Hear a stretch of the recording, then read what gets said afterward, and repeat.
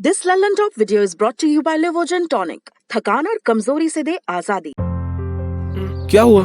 गाड़ी ज्यादा बड़ी है? गाड़ी?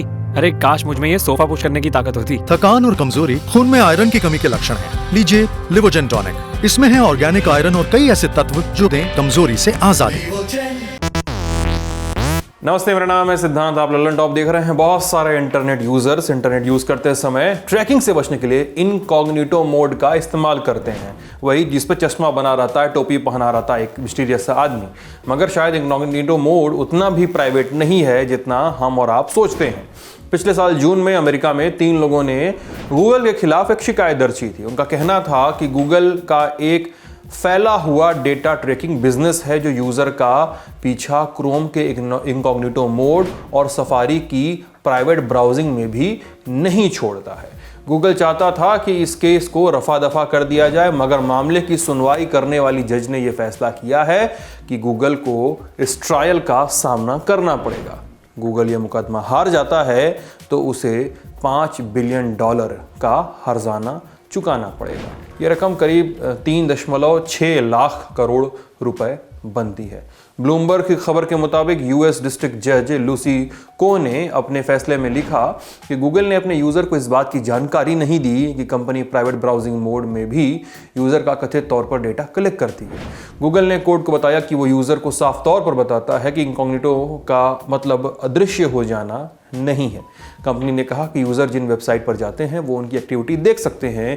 इन वेबसाइट पर मौजूद थर्ड पार्टी कुकीज़ और एडवर्टाइजमेंट सर्विस भी यूज़र की एक्टिविटी देख सकते हैं।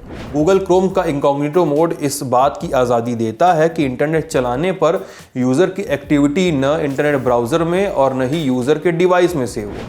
और जब आप गूगल क्रोम के इनकॉग्निटो मोड में जाते हैं तो आपको लिखा मिलता है अब आप प्राइवेट तरीके से इंटरनेट चला सकते हैं। दूसरे लोग जो इस डिवाइस का इस्तेमाल करते हैं वो आपकी एक्टिविटी नहीं देख पाएंगे, हाँ, मगर आपके बुकमार्क और डाउनलोड सेव रहेंगे। इसके साथ ही गूगल क्रोम बताता है कि ब्राउजिंग हिस्ट्री, कुकीज़ और साइट डेटा और फॉर्म में भरी जाने वाली जानकारी को सेव नहीं करेगा, मगर आपकी एक्टिविटी उस वेबसाइट पर जिस पर आप जाते हैं, आपकी कंपनी या स्कूल और आपकी इंटरनेट देने वाली कंपनी को दिख सकता है ये सब सारा डेटा। कुकीज़ क्या सिस्टम है इसका? जब आप एक वेबसाइट से दूसरी वेबसाइट पर जाते हैं तो एडवर्टाइजमेंट प्लेटफॉर्म आपको कुकीज़ की मदद से ट्रैक करते हैं। कई वेबसाइटें तो पूछती भी हैं कि हम कुकीज़ कलेक्ट करेंगे, आपको सही लगता है तो येस कर दीजिए।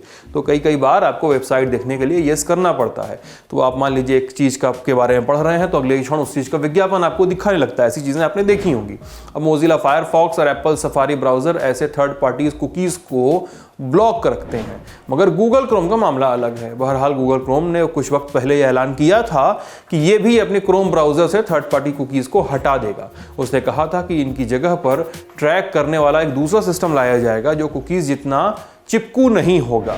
जब तक गूगल थर्ड पार्टी कुकीज़ को नहीं हटाता तब तक आपके सामने एक ही उपाय है कि प्राइवेट ब्राउजिंग के लिए गूगल क्रोम की जगह पर ऐसा इंटरनेट ब्राउज़र इस्तेमाल करिए जो आपको ट्रैक नहीं करता या फिर कुकीज़ को ब्लॉक रखता है। मोजिला का फायरफॉक्स ब्राउज़र, एप्पल का सफारी ब्राउज़र ऐसे अच्छे ऑप्शंस में गिने जाते हैं। अगर आपको प्राइवेट ब्राउजिंग और डेटा सेफ्टी की ज़्यादा चिंता है तो इस तरह के काम आप कर सकते हैं। फैसल इस खबर को लेकर आए थे। मैं सिद्धांत हूँ, कैमरे के पीछे हैं जेरी और सचिन। ललन टॉप देख रहे थे। शुक्रिया।